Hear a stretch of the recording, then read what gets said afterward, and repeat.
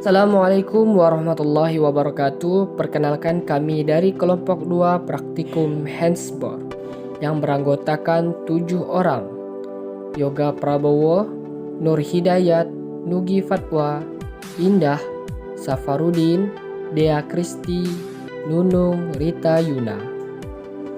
Dan dosen pengampu Praktikum Handsboard, Ibu Firmanilah Kamil, SPD MPD. Baiklah, kami akan memulai videonya. Let's go.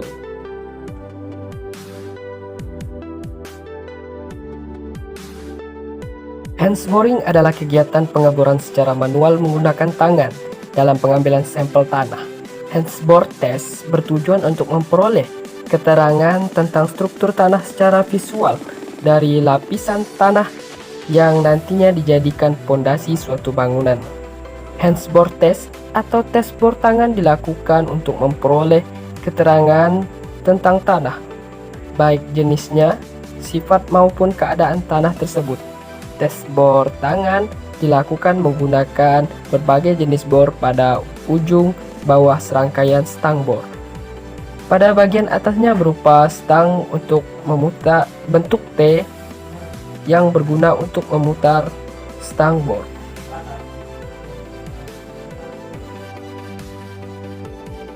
Peralatan yang digunakan dalam tes handsboard. Yang pertama, bor jaret berdiameter 10 cm, mata bor berbentuk spiral. Kedua, kepala pengambil sampel dengan kuncinya. Ketiga, satu set stang bor. Keempat, pemutar stang bor. Kelima, tabung sampel berdiameter 6,8 cm, panjang 40 cm. Keenam, kantong plastik. Ketujuh, satu set pipa casing pelindung dengan dongkrak pencabut pipa. Mungkin fatwa di sini akan sebelum melakukan prosedur pengajian ataupun langkah kerja, kita harus menentukan lokasi pengambilan contoh tanah, kemudian bersihkan permukaan tanah dari perumputan ataupun dari sampah-sampah. Setelah itu, rangkai mata pengarahan dan pipa bor serta tangkai pemutar. Sebelum kita melakukan pengeboran, tanah itu harus kita gali 50 cm menggunakan cangkul. Setelah itu, tancapkan rangkaian alat yang pada lokasi yang diinginkan dan putar searah jarum jam. Mata bor terisi penuh dengan tanah. Setelah itu, cabut alat dari dalam tanah, lalu keluarkan tanah dari mata bor di atas alas yang telah disiapkan terlebih dahulu. Diusahakan penempatan tanah hasil pemboran diletakkan memanjang mengikuti urutan pengeboran yang telah dilakukan. Teruskan galian sampai kedalaman yang ditentukan, serta catat setiap terjadi perubahan jenis, sifat, dan warna tanah di setiap kedalamannya.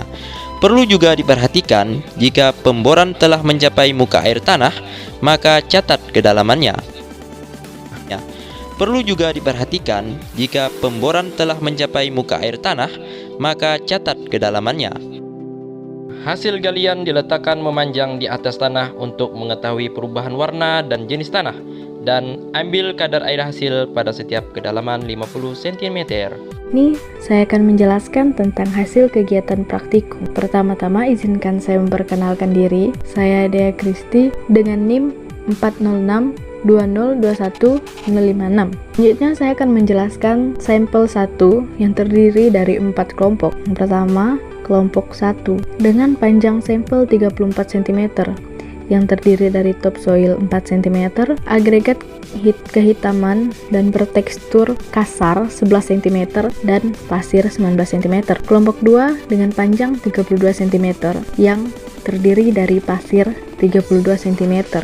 Kelompok 3 dengan panjang sampel 21 cm yang terdiri dari pasir 12 cm dan agregat berwarna coklat keabu-abuan yang bertekstur agak kasar dengan panjang 9 cm. Kelompok 4 dengan panjang sampel 30 cm yang terdiri dari coklat agak kasar 13 cm dan agregat berwarna abu-abu lembut dengan tekstur agak kasar 13 cm dan agregat berwarna abu-abu gelap dengan tekstur agak kasar 4 cm. Selanjutnya, sampel 2 yang terdiri dari 4 kelompok. Kelompok pertama dengan panjang sampel 35 cm yang terdiri dari pasir 3 cm dan topsoil 32 cm.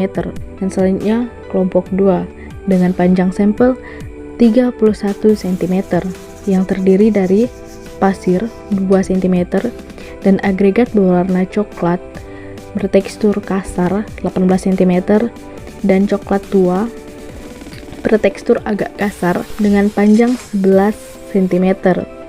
Kelompok 3 dengan panjang sampel 28 cm dengan agregat berwarna putih bertekstur halus 4 cm dan berwarna abu-abu bertekstur halus 24 cm. Dan yang terakhir kelompok 4 dengan panjang sampel 32 cm dengan warna coklat ke coklat dan bertekstur halus 19 cm dan agregat berwarna abu-abu dengan tekstur halus 13 cm.